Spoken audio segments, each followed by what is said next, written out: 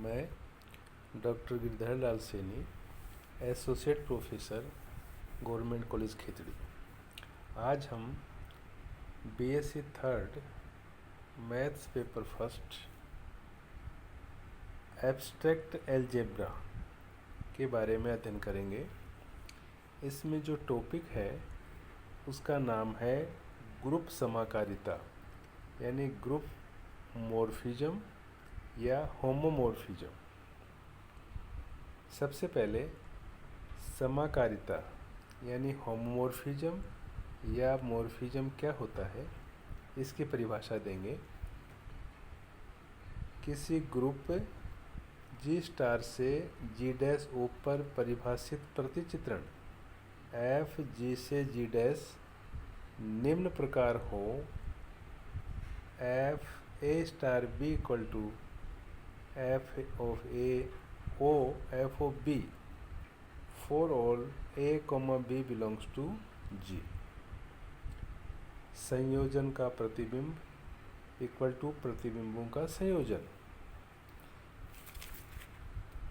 तो एफ को समाकारिता कहते हैं, है ना। यह हम दिखना भूल गए हैं। यहाँ इसको हमने एक डायग्राम के द्वारा बताया है कि यहाँ पर देखिए, एक ये जी स्टार एक ग्रुप है जिसमें जैसे दो अवयव हैं इसके, एक ए है दूसरा बी है। फिर दूसरा जो ग्रुप है वो जी डैश ओ, यानी जो फर्स्ट है उसकी संक्रिया स्टार है और दूसरे की संक्रिया क्या ओ, यानी जिससे कंपोजिट है ना, वो है। तो यहाँ पर जो ए है इसकी इमेज एफ ऑफ ए, जैसे बी है इसकी इमेज क्या है एफ ऑफ बी। तो यहाँ पर जो संक्रिया स्टार है ना वो हम ए और बी में लगाएंगे, तो इसको लिखेंगे ए स्टार बी।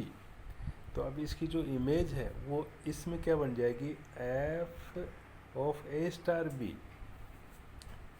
तो इससे क्या बनना चाहिए कि ये एफ ऑफ ए स्टार जो बी है वो इक्वल टू क्या होना चाहिए, F of A O F of B.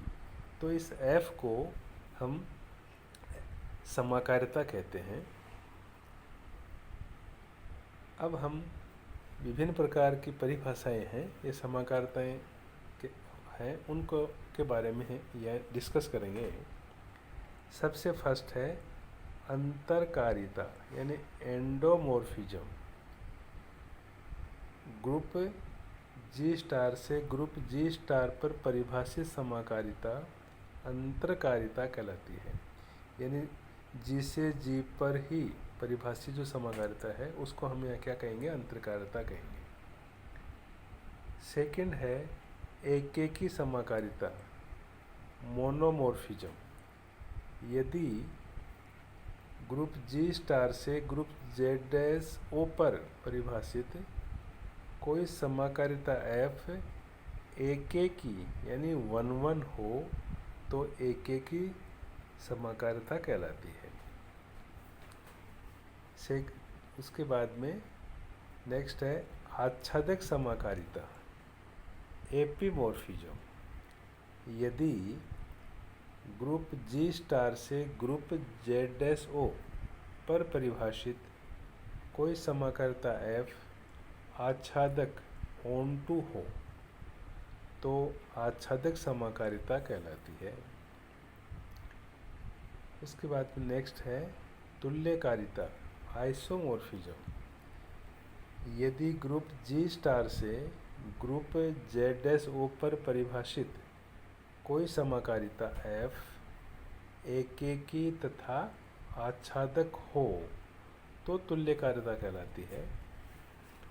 या इसको हम इस प्रकार भी लिख सकते हैं, यदि ग्रुप जी स्टार से ग्रुप जेड डैश ओ पर परिभाषित प्रतिचित्रण एफ निम्न प्रकार हो: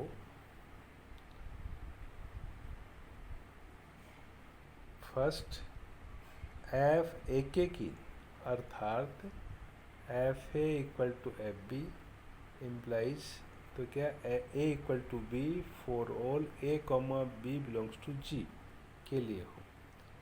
ये एकेकी को लिखने का तरीका है। ऐसे सेकंड एफ आच्छादक अर्थात F of G equal to G dash, यानी जो जी डैश है उसके अंदर कोई भी अवयव जो है ना वो बिना मैपिंग का नहीं बचना चाहिए, यानी जी का प्रत्येक अवयव की मैपिंग जी डैश के किसी न किसी अवयव से होनी चाहिए। थर्ड, एफ एक समाकारिता हो अर्थात F of A star b equal to F of A O F of b for all a comma b belongs to G. तो इसको हम क्या कहते हैं, तुल्यकारिता कहते हैं। उसके बाद में फिर है तुल्यकारी ग्रुप, आइसोमॉर्फिक ग्रुप। यदि किसी ग्रुप जी स्टार से जी डैश ओ पर परिभाषित प्रतिचित्रण तुल्यकारिता हो तो ग्रुप जो जी है वो जी डैश का तुल्यकारी ग्रुप कहलाता है, जिसे संकेत है ना जी तुल्यकारी है जी डैश से व्यक्त करते हैं। फिर नेक्स्ट है स्वकारिता, ऑटोमॉर्फिज्म। ग्रुप जी स्टार से जी स्टार पर परिभाषित तुल्यकारिता स्वकारिता कहलाती है, यानी जी से जी पर परिभाषित जो तुल्यकारिता है ना उसको यहाँ क्या कहेंगे, स्वकारिता कहेंगे। फिर नेक्स्ट अब हम पढ़ेंगे समाकारिता की अष्टी, यानी कर्नल ऑफ होमोमॉर्फिज्म या मॉर्फिज्म। तो समाकारिता की अष्टी के लिए यदि एफ ग्रुप जी स्टार से ग्रुप जी डैश ऊपर एक समाकारिता हो तो जी के उन सभी अवयवों का समुच्चय के जिनका अप्रतिबिंब जी डैश का तस्मक ई डैश है एफ की अष्टी कहलाता है तथा इसे कर्नल एफ से व्यक्त करते हैं।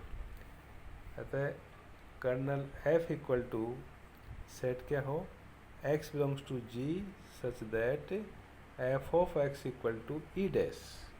यानी इसका क्या मतलब हुआ कि जैसे मान लो हमारे पास में एक ग्रुप तो जी है, दूसरा कौन सा है, जी डैश है, और इनकी संक्रियाएं डिफाइंड है अपने आप में। तो हमें क्या है कि समाकारिता की अष्टी निकालनी है, तो इसके लिए हम क्या करेंगे कि जो ये ग्रुप जो जी है ना उसके अंदर वो अवयव लीजिए जिनका जो एफ प्रतिबिंब है ना ये एफ प्रतिबिंब वो क्या हो, जी डैश का तस्मक हो, यानी ई डैश हो। तो यहाँ पर मान लो जैसे जी है ना ये, तो उनके सब उन अवयवों को यहाँ पर क्या कहा हमने, क्या कहा है जिनका एफ प्रतिबिंब क्या हो, ई डैश हो। तो कर्नल ऑफ जो मॉर्फिज्म है यानी समाकारिता जो अष्टी है उसको हमने इस प्रकार से डिफाइन किया है। जैसे एग्जाम्पल के लिए C0 डॉट शून्य सम्मिश्र संख्याओं का ग्रुप है तथा R0 डॉट शून्य वास्तविक संख्याओं का ग्रुप है। तो प्रतिचित्रण मतलब FC0 से R0 डिफाइन किस प्रकार से है, F of X equal to mod of X for all X belongs to C0। यानी जो C0 है ना ये, इसका कोई सा भी जो अपन अवयव लें तो वो क्या है कि R0 है ना वो क्या है, मोड ऑफ एक्स के बराबर हो। तो ग्रुप C0 डॉट से R0 डॉट पर एक समाकारिता है क्योंकि प्रत्येक जैसे x1, x2 belongs to C0 के लिए F of x1 dot x2 equal to, तो परिभाषा के अनुसार क्या है कि जैसे अपने x है ना वो यहाँ पर क्या मोड ऑफ x है, यहाँ पर आप देख रहे हैं कि f क्या क्या x1 डॉट x2 है, तो यहाँ पर क्या आएगा equal to mod of x1 dot x2 equal to. अब हम जानते हैं मोड की परिभाषा से कि x1 डॉट x2 का जो मॉडुलस है या जो मापांक है वो क्या होता है, x1 का मापांक इंटू x2 का मापांक इक्वल टू, फिर उसी परिभाषा से जैसे मान लो मोड ऑफ x1 है तो यहाँ पर क्या लिख देंगे f ऑफ x1।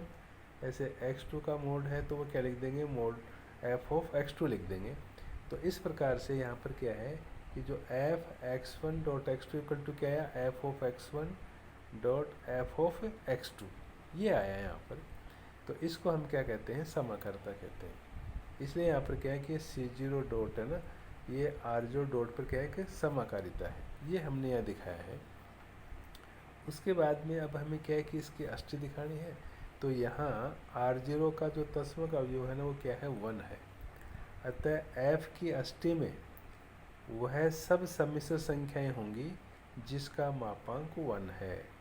अर्थात क्योंकि परिभाषा के अनुसार क्या है कि यहाँ पर जो C0 है ना, ये C0 के अंदर वो अवयव लीजिए है ना, जिनका जो प्रतिबिंब है ना वो क्या है, मतलब जो जिनका वो सारी सम्मिश्र संख्याएं होंगी जिनका जो मापांक है ना वो यहाँ पर क्या आना चाहिए, 1 आना चाहिए। चूँकि R0 का तस्मक 1 है, अतः f की अष्टी में वह सब सम्मिश्र संख्याएं होंगी जिनका मापांक क्या है, 1 है। देयरफॉर f की अष्टी इक्वल टू क्या आएगा सेट के अंदर, x बिलोंग्स टू C0 यानी वो समय संख्याएं सच दैट है ना, तो f of x equal to क्या आना चाहिए, 1 आना चाहिए। इक्वल टू वो x belongs to C0 such that, या एफ एक्स यहाँ पर क्या है, mod of x equal to 1, वो सभी संख्याएं जिनका मापांक क्या हो, 1 हो, तो वो f की क्या कहलाती है, अष्टी कहलाती है। उसके बाद में फिर क्या है कि हम क्या है कि एक एग्जाम्पल लेके सॉल्व से समझते हैं, एक एग्जाम्पल से समझते हैं कि एग्जाम्पल यहाँ पर क्या है, कोई निश्चित अवयव x बिलोंग्स टू g हो तो सिद्ध कीजिए कि प्रतिचित्रण f g से g किस प्रकार से है, f of a equal to x inverse ax for all a belongs to g group g की एक स्वकार्यता है। तो अभी हमने स्वकार्यता में क्या देखा कि जो f है ना, ये वो f क्या होना चाहिए, तुल्यकारी होना चाहिए g से g पर, जब तुल्यकारी हो तो उसको हम क्या कहते हैं, स्वकार्यता कहते हैं। तो यहाँ पर हम क्या कि तो तुल्यकारिता में 3 बातें होती हैं, एकेकी, आच्छादक और समाकारिता। तो यहाँ पर क्या है कि हम ये मान लेंगे कि a, b belongs to g, तब f of a equal to f of b implies, अब परिभाषा के अनुसार यहाँ क्या दे रखा है कि हम इसको x inverse ax equal to x inverse bx ये लिखेंगे, इम्प्लाइज। अब यहाँ पर क्या है कि देखो जैसे ये x है, ये x है, अगर अपन निरसन नियम लगाएं तो हमारे पास में क्या है कि x inverse a equal to x inverse b बचेगा। फिर हम क्या है कि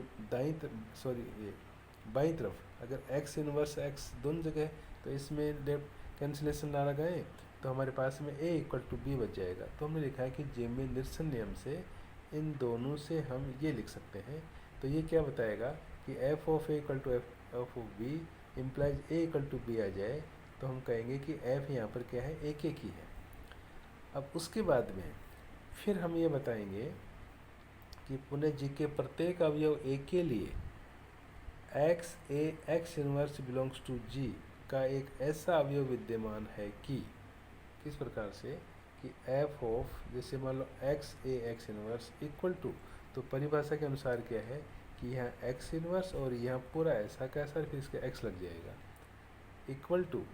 उसके बाद में हम क्या करते हैं कि इनमें देखो x इनवर्स x को सैचुरेशन से बांध दिया, a को फ्री कर दिया, फिर लास्ट में x इनवर्स x को सैचुरेशन से बांध दिया, तो इक्वल टू। तो ये x इनवर्स x ये क्या हो गया, e, ये a है, उसके बाद में x इनवर्स x ये क्या आ गया, e। तो e यहाँ पर तस्मक है, तो हमारे पास में क्या आ गया, अवयव आ गया। तो यहाँ पर क्या हुआ कि इस g के प्रत्येक के लिए ये x इनवर्स बिलोंग्स टू जो g है ना, ये इस प्रकार से विद्यमान हुआ ताकि f ऑफ ये f of x inverse equal to क्या आ गया, a आ गया। इसका मतलब क्या है कि f यहाँ पर क्या है, आच्छादक है। अब हमें समाकारिता बतानी है, तो इसके लिए कि नहीं a, b belongs to g के लिए f of a b equal to हम क्या लिखेंगे, x inverse a b x equal to. अब देखिए x इनवर्स और ये x तो है इस a b के साथ में है ना, हम ये लिख सकते हैं कि a इंटू इसके बीच में एक्स इनवर्स इंटू बी, क्योंकि एक्स और एक्स इनवर्स क्या होता है, ई होता है तस्मक, और तस्मक से क्या आ जाता है, वो अवयव आ जाता है। तो इसको है ना ए बी को साथ में ये लिख सकते हैं, क्योंकि हमें इसको प्रूव करना है इसलिए। इक्वल टू, फिर इन देखो शुरू के 3 को है ना साचर्य से बांध दीजिए, लास्ट के जो 3 हैं उनको भी आप सहचारता से बांध दीजिए। तो equal to X inverse A X है ना, वो उस परिभाषा के अनुसार क्या आ जाएगा, f of e f of a, और एक्स इनवर्स बी एक्स है ना, वो क्या आ जाएगा, एफ ऑफ बी आ जाएगा। अतः हम क्या कहेंगे कि एफ क्या है, समाकारिता है। अतः इन उपरोक्त से स्पष्ट है कि एफ क्या हुई, एक स्वकारिता हुई। उसके बाद में फिर क्या है कि हम थ्योरम लेते हैं, यदि ई तथा ई डैश ग्रुप जी व जी डैश के क्रम से तस्मक अवयव हैं तथा एफ जी से जी डैश में समाकारिता हो, तो हमें सिद्ध करना है कि F of E equal to E dash, second क्या है, F of A inverse equal to क्या है, एफ ऑफ ए का whole inverse for all a belongs to G. अब इसका प्रूफ, अब यहाँ पे क्या दिया हुआ है कि जो ई है वो जी का तस्मक अवयव है, माना जी की संक्रिया स्टार तथा जी डैश की संक्रिया ओ है। तो फर्स्ट के लिए तो हम ये मानते हैं कि ए बिलोंग्स टू जी, तब a star e equal to e star a, ये क्या है, जो तस्मक की परिभाषा है। तो उसके अनुसार क्या है कि अगर ए के साथ तस्मक है तो वो अवयव आता है। तो ये अपने राइट हैंड साइड में, और ये ई कौन सा है, लेफ्ट हैंड साइड में। अब उसके बाद में इम्प्लाइज, अब इसके क्या कि हमने दोनों तरफ एफ लगा दिया, तो F of A star equal to F of A equal to F of E star A implies. उसके बाद में क्योंकि हम जानते हैं कि यहाँ पर एफ है ना, वो जी से जी डैश में क्या है, समाकारिता है, इसलिए f of A star equal to क्या लिखेंगे, f of A O F of E equal to F of A equal to F of E star a को भी हम समाकारिता से क्या लिख देंगे, f of e o F of a लिख देंगे इम्प्लाइज। तो अब देखिए यहाँ पर क्या है कि F of A O F of E equal to क्या आ गया, एफ ए आ गया, यानी वो अवयव आ गया। इसका मतलब क्या हुआ कि यहाँ पर जो ये एफ ऑफ ई है ना, वो क्या है, जी डैश में क्या है, ये तस्मक है। Implies F of E equal to, तो इसका मतलब क्या है कि ये ई डैश है। अतः ग्रुप समाकारिता एफ के अंतर्गत जी के तस्मक अवयव का प्रतिबिंब जी डैश का तस्मक अवयव है, ये हमें सिद्ध करना था। उसके बाद फिर सेकंड के लिए पुनः माना ए बिलोंग्स टू जी तथा जी का तस्मक अवयव ई है, तब हम क्या लिखेंगे कि a star A inverse equal to e equal to a inverse star a, यानी अगर ए का प्रतिलोम ए इनवर्स है तो क्या आएगा, तस्मक आएगा। तो ये हमने राइट हैंड साइड में, और ये क्या लिखा है, लेफ्ट हैंड साइड में, ये एक के क्या लिखे हैं, प्रतिलोम अवयव लिखे हैं इम्प्लाइज। उसके बाद में फिर है ना वापस इसके क्या किया, अपन ने एफ लगा दिया, तो F of A star A inverse equal to F of E equal to F of A inverse star A implies. अब देखो समाकारिता से, क्योंकि एफ है ना जी से जी डैश में क्या एक समाकारिता है, ठीक है। तो इससे हमने क्या लिखा कि F of A O F of A inverse equal to F of E equal to F of A inverse o F of a. दूसरा हम ये भी जानते हैं कि जो फर्स्ट से क्या है कि एफ ऑफ ई है ना इक्वल टू क्या होता है, ई डैश, ये हमने प्रूव किया ऊपर। तो इम्प्लाइज, तो इसको है ना हम लिखेंगे कि F of A O F of A inverse equal to E dash equal to F of A inverse o F of a. तो यह आप देख रहे हैं कि F of A O F of A inverse equal to क्या e dash है। तो इसका क्या मतलब हुआ कि ये जो एफ ऑफ ए है ना, ये इसका जो प्रतिलोम है वो क्या है, यहाँ पर एफ ऑफ ए इनवर्स है। तो हमने लिखा कि implies F of A inverse है ना, वो इक्वल टू क्या है, एफ ऑफ ए का होल इनवर्स, यानी एफ ऑफ ए का जो प्रतिलोम है वो क्या है, यहाँ पर एफ ऑफ ए इनवर्स है।